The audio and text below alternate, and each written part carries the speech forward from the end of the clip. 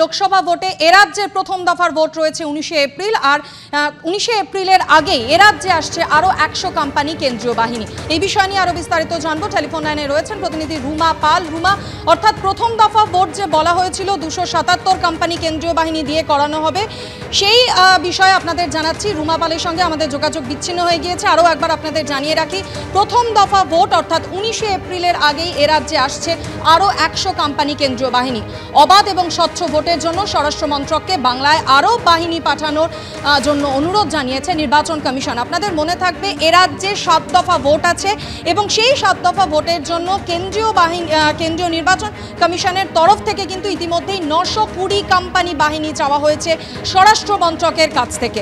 প্রথম দফা ভোটের আগে আরও 100 কোম্পানি বাহিনী আসতে চলেছে এ রাজ্যে, অর্থাৎ 19শে এপ্রিলের আগেই এ রাজ্যে আরও 100 কোম্পানি কেন্দ্রীয় বাহিনী এসে পৌঁছবে, এমনটাই জানা যাচ্ছে। অবাধ এবং স্বচ্ছ ভোটের জন্য স্বরাষ্ট্র মন্ত্রককে আরও বাহিনী পাঠানোর নির্দেশ দিয়েছে জাতীয় নির্বাচন কমিশন। ইতিমধ্যেই বেশ কয়েক কোম্পানি কেন্দ্রীয় বাহিনী এ রাজ্যে এসেছে। নির্বাচন কমিশনের তরফ থেকে জানানো হয়েছিল যে প্রথম দফা ভোট 277 কোম্পানি কেন্দ্রীয় বাহিনী দিয়ে করানো হবে।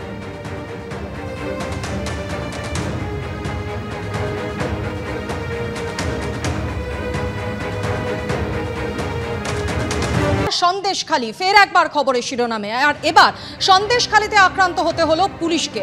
শীতুলিয়া পুলিশ ক্যাম্পের ভিতরে ঢুকে গতকাল রাতে দুষ্কৃতীরা হামলা চালায়। আহত হয়েছেন এক কনস্টেবল, গুরুতর আহত অবস্থায় তাকে হাসপাতালে ভর্তি করা হয়েছে। মাথায় রড দিয়ে আঘাত করা হয় কনস্টেবলকে। আরও একবার আপনাদের জানিয়ে রাখি, শীতুলিয়া পুলিশ ক্যাম্পের ভেতরে ঢুকে গতকাল রাতে হামলা চালিয়েছে দুষ্কৃতীরা। কে বা কারা হামলা চালালো, কি কারণে এই হামলা, বিস্তারিতভাবে জানাবেন প্রতিনিধি সমীরণ পাল আমাদের সঙ্গে টেলিফোন লাইনে রয়েছে। সমীরণ, দেখো, কারা হামলা চালিয়েছে এখনো স্পষ্ট নয়, তবে গতকাল গভীর রাতে সন্দেশখালী থানার অন্তর্গত শীতুলিয়া পুলিশ ক্যাম্পের ভেতরে ঢুকে যায় দুষ্কৃতীরা। ক্যাম্পের ভেতরে ঢুকে ক্যাম্পেরই একজন কনস্টেবলকে মাথায় রড দিয়ে আচমকা আঘাত করে। রক্তাক্ত অবস্থায় ওই কনস্টেবল মাটিতে লুটিয়ে পড়ে। তাকে সঙ্গে সঙ্গে উদ্ধার করে নিয়ে যাওয়া হয় হাসপাতালে এবং কলকাতার একটি বেসরকারি হাসপাতালে তাকে ভর্তি করা হয়েছে। তার মাথার আঘাত যথেষ্ট গুরুতর, আমরা যেটা জানতে পারছি। তাকে আশঙ্কাজনক অবস্থায় হাসপাতালে ভর্তি করা হয়েছে।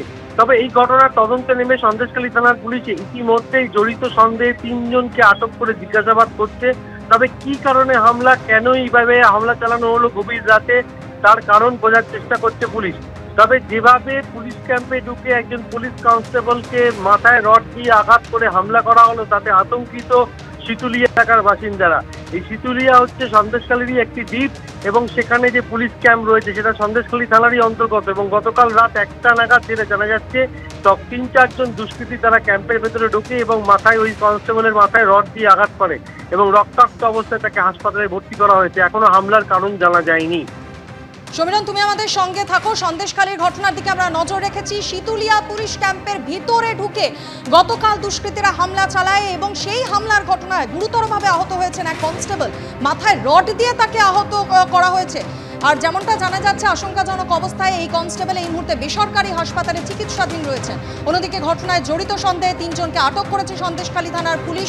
তবে মূলত কারা এই ঘটনার সঙ্গে জড়িত ছিলেন, কি কারণে এই হামলা চালানো হয়েছে, তা এখনো পর্যন্ত পুলিশের তরফ থেকে স্পষ্ট করে জানানো হয়নি। সন্দেশখালী, মনে থাকবে আপনাদের, চলতি বছরের 5ই জানুয়ারি থেকে একেবারে খবরের শিরোনামে রয়েছে। এই সন্দেশখালীতেই তদন্ত করতে গিয়ে আক্রান্ত হতে হয়েছিল কেন্দ্রীয় বাহিনী থেকে কেন্দ্রীয় এজেন্সির আধিকারিকদের। এমনকি সংবাদ মাধ্যমের প্রতিনিধিরা পর্যন্ত আক্রান্ত হয়েছিলেন এই সন্দেশখালীতেই। আর সেই সন্দেশখালীতেই এবার আক্রান্ত হতে হলো পুলিশকে। পুলিশ ক্যাম্পের ভিতরে ঢুকে রড দিয়ে হামলা চালালো দুষ্কৃতীরা।